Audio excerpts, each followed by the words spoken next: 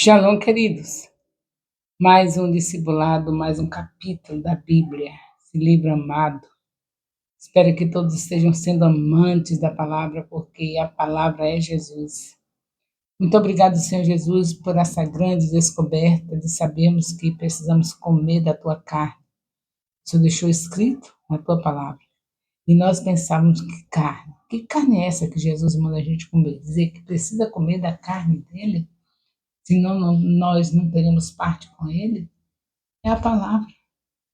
A palavra é Jesus. Ele é o verbo que se fez carne e habitou entre nós. Te agradecemos, Jesus.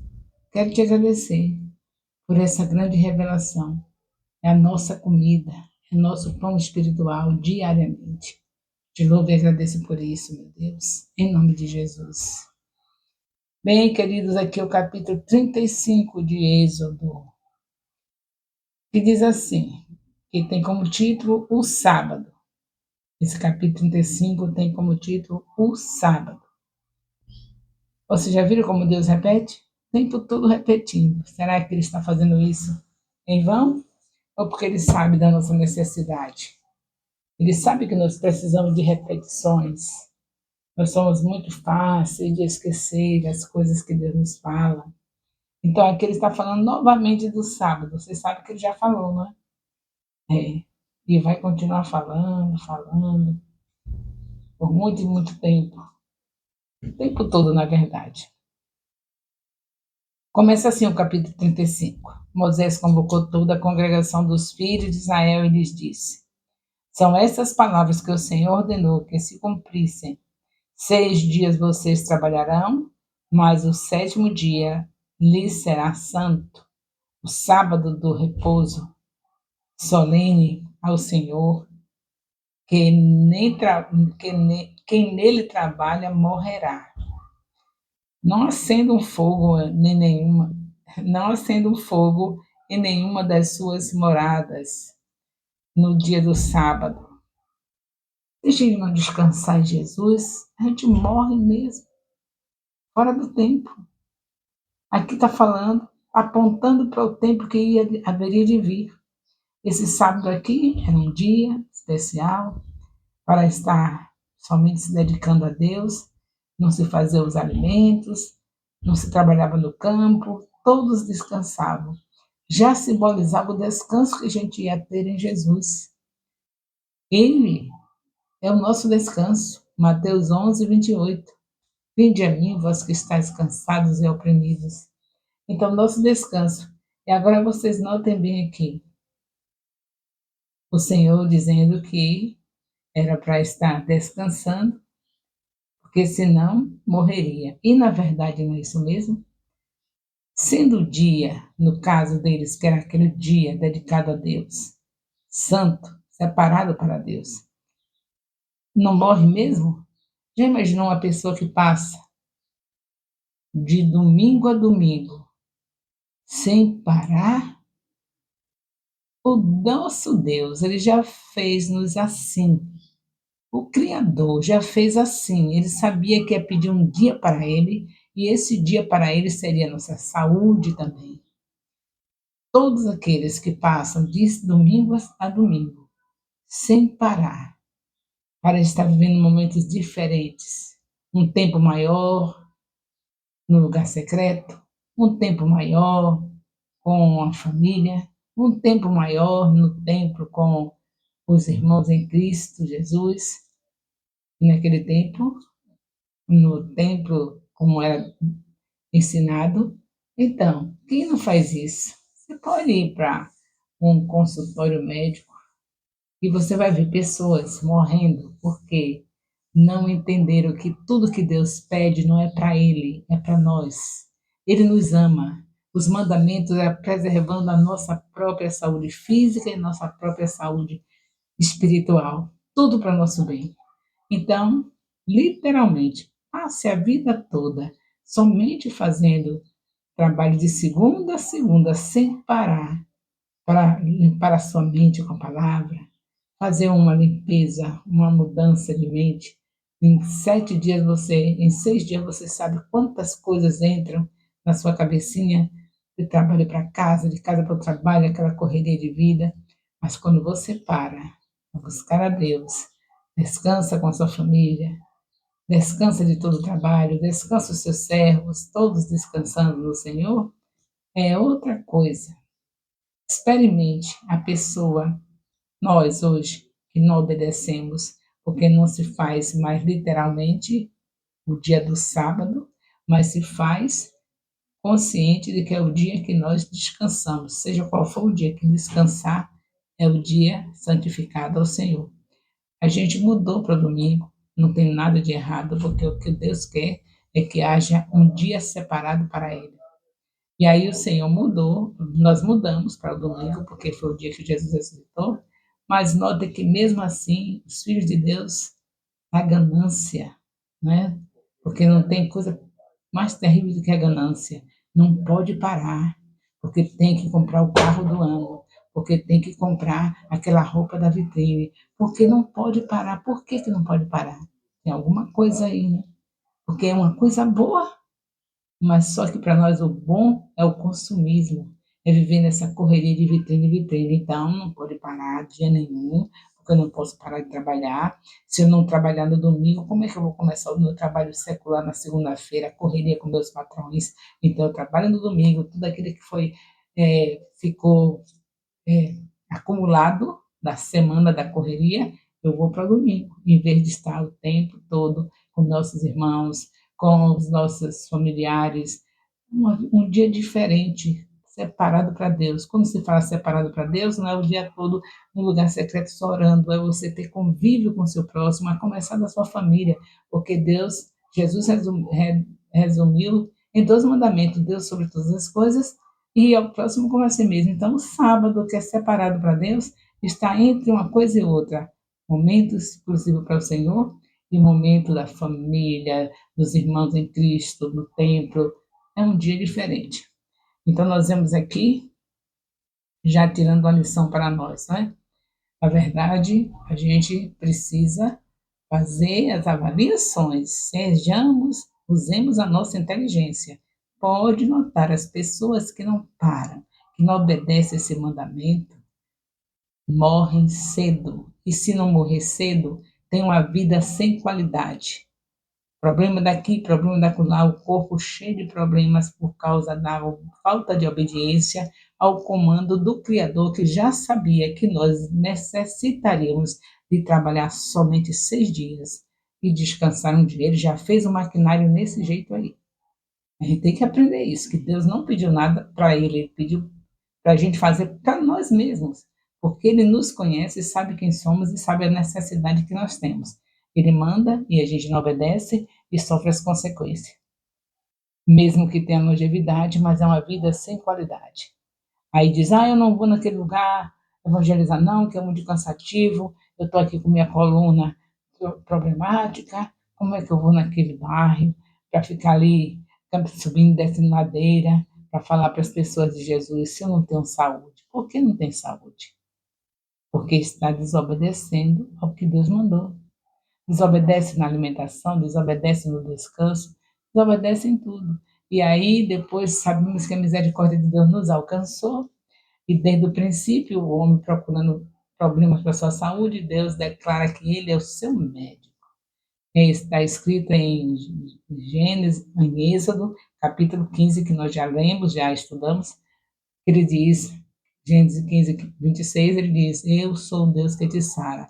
Mas não seria bom que nós não fizéssemos esses danos nos nossos corpos para estarmos pedindo a Deus para nos curar? Ele cura, mas só que você sabe que não é bom ficar doente, não é? Então, para que provocar isso? Vamos obedecer ao Senhor, porque todos os mandamentos foram em bem do nosso próximo, para o bem do nosso próximo e para o nosso próprio bem. Deus é bom e a sua benignidade dura para sempre. Tudo que Ele nos manda fazer é para o bem da nossa família, para o nosso bem, é para o bem do nosso próximo.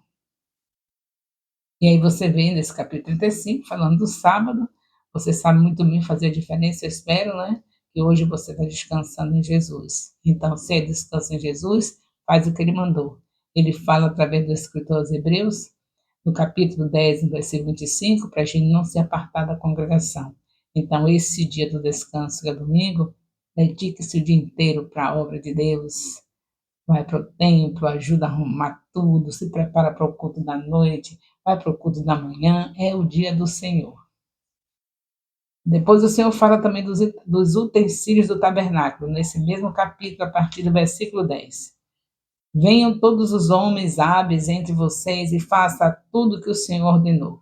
O tabernáculo com sua tenda e a sua cobertura, os seus ganchos, as tábuas, as suas vigas superiores, as suas colunas, as suas bases, a área e os seus cabos, o propiciatório e o véu da cortinado, a mesa e os seus cabos, todos os, porque tinha aqueles cabos que enfiavam naquelas argolas, né, para quando eles fossem sair de um lugar para outro, o povo de Deus vivia assim, acampava aqui, depois eles eram nômades, né? Eles viviam assim, nessa viagem, nessa peregrinação, e especialmente agora no deserto.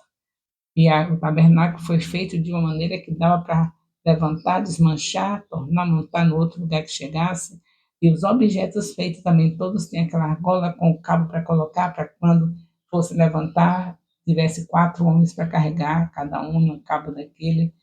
Tudo organizado, como eu já disse a você, como nós já falamos. Deus quer tudo organizado. Por isso mesmo que nós estamos no discipulado, fazendo tudo para que Deus se agrade dele. Agora mesmo já estamos vendo, através dos comentários no vídeo, lá no YouTube, vendo quais são os discípulos que estão colocando os nomes dos seus discipuladores, porque isso me faz organizar tudo. Cada vez que eu vejo um comentário e vejo ao lado a pessoa que está comentando, o discípulo, dizendo discípulo de fulano de tal, discípula de fulano de tal. Isso me traz uma organização, me ajuda, me facilita para que eu saiba colocar em cada lugar discípulo fulano de tal, tem discípulos esses e aqueles que estão realmente ouvindo, aprendendo a lição. Isso é certo, isso é justo, né? O seu discipulador ensinar e ver o nome dele citado como alguém que realmente está cumprindo o seu dever. Então, lá no comentário já estou anotando isso, e isso é organização, estou anotando o nome de cada discípulo que está dizendo quem é o seu discipulador. Isso é bênção para a vida daqueles que estão fazendo isso, porque quem honra o seu discipulador está honrando a Deus. Colocar o nome deles lá, dizer quem são eles, é a honra que vocês estão dando para eles, e facilitando também o meu trabalho. Então, Deus é organizado, você vê ele citando tudo que Moisés tinha que fazer em todo o tempo, aqui já está repetindo novamente, nós já vimos tudo isso, estamos vendo de novo, a prontidão do povo em trazer as ofertas, o povo trouxe oferta até sobrar. E também nós vemos, depois que fala sobre as ofertas que foram trazendo até o Senhor dizer, já chega, tá bom, já dá. Nós vemos também o chamado, Deus chama Bezalel e Aoliabe. Bezalel e Aoliabe, 2 homens nos quais Deus ia colocar o seu espírito, o Espírito de Deus, estaria enchendo de habilidade, de inteligência, de conhecimento, para que toda a obra do tabernáculo fosse feita com perfeição. Então, já vimos aqui, né? Graças a Deus, a continuação dessa maravilhosa obra do Senhor, tudo em ordem. Então, vamos colocar também tudo em ordem no nosso discipulado. E nós veremos os melhores anos do Ministério Apostólico Internacional Filho de Jerusalém, porque eu nunca vi Jesus perder nenhuma batalha, e o reformador é ele que é a palavra, como está escrito em João capítulo 1, versículo 14, ele é o reformador. Então será uma reforma de excelência. Nós veremos o nome do Senhor ser exaltado, todos eram alagoinhas e render aos pés do Senhor Jesus, porque o seu discipulado não vai ser anos e anos você com o mesmo discípulo, os seus discípulos também terão discípulos, e é modelo dos 12 discípulos para cada um de nós. Cada um de nós teremos 12 discípulos, e assim veremos as Lagoinhas e todos os lugares onde nós colocarmos nossos pés rendidos aos pés do Senhor Jesus, porque estaremos no jeitinho que Jesus falou: ide e fazei discípulos. Já começamos e Deus vai nos dar força, renovar cada dia nossas forças físicas e espirituais para não pararmos essa obra enquanto Ele não chegar. A gente tem um cântico que diz: para chamar a Deus até que Ele venha. Sabe como? Vá discipulando, vá consolidando, vá discipulando, vá ganhando, vá consolidando, discipulando e enviando, que você está chamando Deus até que Ele venha. Como está escrito em Atos 1:11, Ele virá buscar a sua igreja da mesma maneira como Ele subiu gloriosamente, Ele descerá para buscar a sua igreja. Não quer chamar até que Ele venha? Que essa música seja uma prática nas nossas vidas. Chamar a Deus é a gente cumprir o que Ele está dizendo para Ele vir buscar. Ele vem buscar sem a gente cumprir a ordem dEle? Se a gente não está pregando o Evangelho, não está ganhando, não está consolidando, não está discipulando, enviando, está retardando a vinda do Senhor Jesus. Então, quer que Ele venha? Chamar até que Ele venha é fazer a vontade dEle. Jesus disse: ide e fazei discípulos.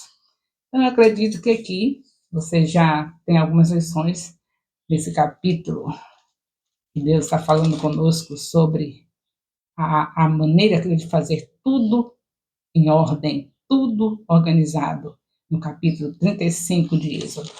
Então, louvado seja Deus. O amor de Deus, nosso Pai, a graça salvadora do nosso Senhor Jesus Cristo, a comunhão do Espírito Santo, seja com todos os discipuladores e discípulos do Ministério Apostólico Internacional Filhos de Jerusalém, desde agora e para sempre. Amém. Louvado seja Deus.